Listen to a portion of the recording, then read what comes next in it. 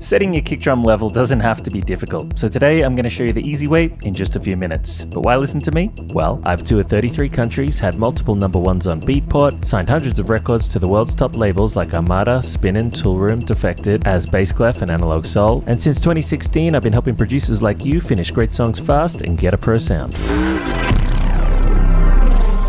Yes, indeed. And today I'm going to be helping you with your kick level. So let's get into it. I'll bring up the DAW here. And I've got this demo track we're going to use. And also a drum and bass one. Now, how did I balance the kick on these? Well, it's the same way I do it every time. And it's really about a couple of things.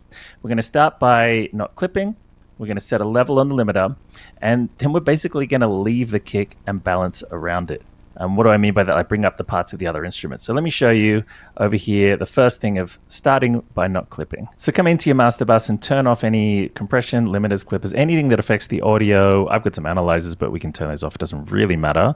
And have a look at what level your kick is coming in at. You just want to make sure it's basically not going into the red and going over zero and clipping. Because anything else, we can just turn it up louder. It's fine. Now, you might hear some people talk about that it has to be at -6 or it has to be at some level. It doesn't really matter. As long as it's not clipping and as long as there's just enough level that once you bring in all your other parts, the whole song isn't clipping, then you're fine. It's really easy to add level back in, but if it's clipping, it's basically impossible to fix that. So if we come over to the arrange screen, I can even see a peak level here when I play it. It's going to give me a number. This one says -16.4. And yeah, that's pretty much spot on with what I'd want to go for. Roughly about -15 if I had to give you a number, but it's totally flexible. Maybe up as loud as -6, maybe down as quiet as even -30, because you can totally just add that volume back in, either with a utility plugin where you just bring up the volume here on the gain, or with your limiter. You can see I'm cranking 18 decibels into the limiter and it's no problem at all. So let's take a look at the drum and bass one as well too. This one, if I played it in solo, we're getting about -17.4 on that one. So pretty much the same kind of thing as well.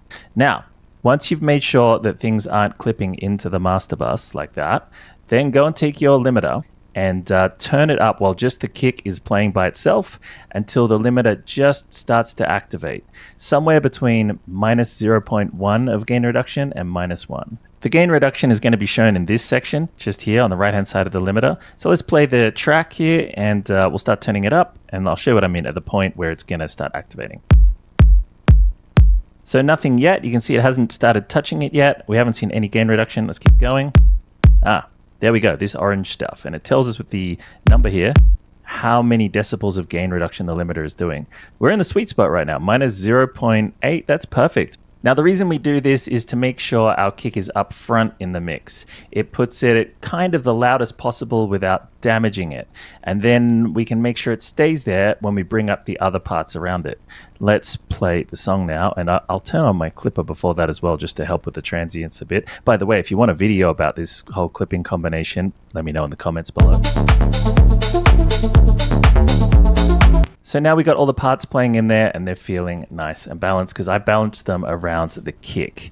And this is the big misconception of kick balancing, is that people are moving it around too much. You really just want to set it at the right spot, leave it there as your anchor and balance everything else around it. Let's have a quick look at the drum and bass loop over here as well too. If I play the kick in solo, you can see it's getting a similar kind of level over here on the limiter, in between 0 and 1 of gain reduction. So we're getting that little bit of movement, and then when we play the whole song, all the other parts are balanced around it. And the best way to balance those parts is to use referencing. Now, if you're not sure about that, I've done a bunch of videos. They're all here on my YouTube as well. Okay, what's next? I'm going to show you exactly what master level to aim for. But first, actually, if you're digging these tips, drop a like. It helps the channel reach more producers like you, and hit subscribe if you want real-world mixdown and production advice, designed for electronic music as well, and not just generic kind of YouTube fluff. Now, if you want to go deeper into your music production and mixdowns, check out my online music production school. We got full courses on mixdowns, finishing tracks, and a great free community too. The link's down below if you want in. Now, let's continue.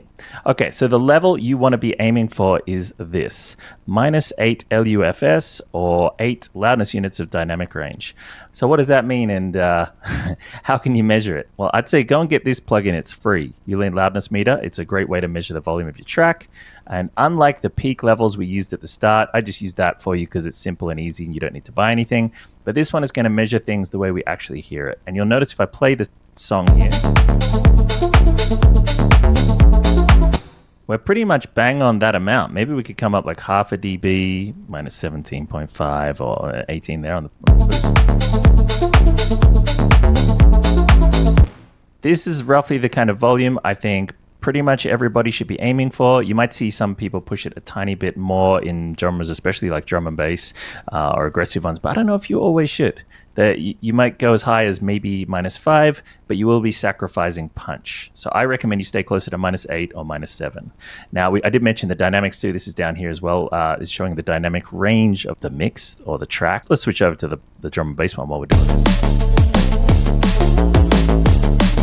And it's saying that it's around about 8. Yeah, and often I think if you've got a well-balanced track, there will be a similar number. You might end up with -8 LUFS for the volume and 8 LU for the dynamic range. So that's what you should be aiming for. So if you set all these things up, that's it. That's how you balance your kick. You just put it in the right place, balance things around it, and make sure the master level is going to the right amount. It's really that simple. Mixdowns and music production don't have to be difficult. So for more mixdown tips, I got a bunch coming up next week as well too. Hit subscribe so you don't miss them, and tell me in the comments what's the most difficult thing for you about your kick drum. All right, see you soon.